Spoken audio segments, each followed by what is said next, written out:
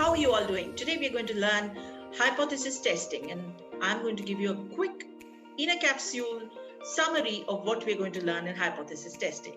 So in hypothesis test, we will consider both X and Y. We have both X and Y being the output and X being the inputs which will impact your output. Y is a function of X, if you all remember. And we will test whether this X has an impact on this Y, as well as we will test if this Y is capable of meeting different targets which we may give it. So we will start with understanding what are the tests we do when both Y and X are continuous.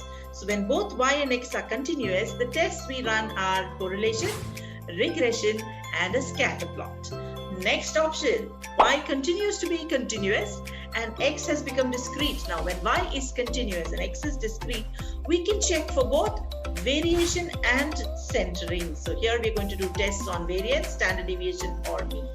So when we are testing for variation, when we are testing whether Y is capable of meeting a target with respect to variance or standard deviation, we do the test called one variance test. All these tests which start with the name one, with just one exception, will generally test a population against a target. Okay, so when we are testing variance against a target, it is one variance test.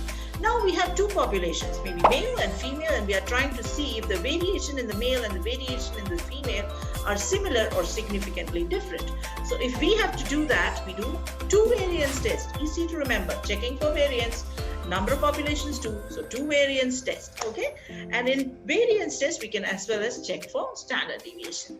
Now it is not always that we have only two populations, we can have more than two. What if we want to test it morning shift, afternoon shift, and evening shift are similar or significantly different? Then we do something called test of equal variance. We do test of equal variance. Now let's keep variance aside. Now we come to average. Again, Y is continuous, X is discrete. Now we're going to check whether the mean target is similar to the population mean. So there we do one sample t-test, one sample t-test. And then if we have two different populations, male, female, on an average pizza delivery of male and on an average pizza delivery of female, the average times, is it similar or is it significantly different? We do two sample t-tests. Yes. And all right, the third one, which is a little different, though we call it one-way ANOVA, it is for three samples or more. So that is called one-way ANOVA to test whether the average of three populations or more are similar or significantly different. Okay, now we have finished with Y continuous, X discrete for variance, and average. Now we come to a fact where Y also can be discrete, X also can be discrete. When both are discrete, we look at proportions. And then when we are testing a population proportion against a target proportion, we do one proportion test.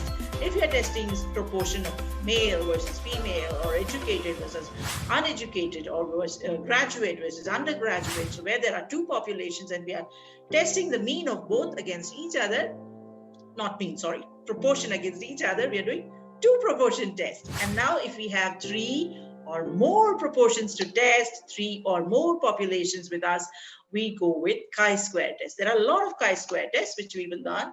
So here in our green belt session, we will learn chi-square goodness of fish test. So this is in a nutshell, or as a capsule, what we're going to learn in hypothesis testing.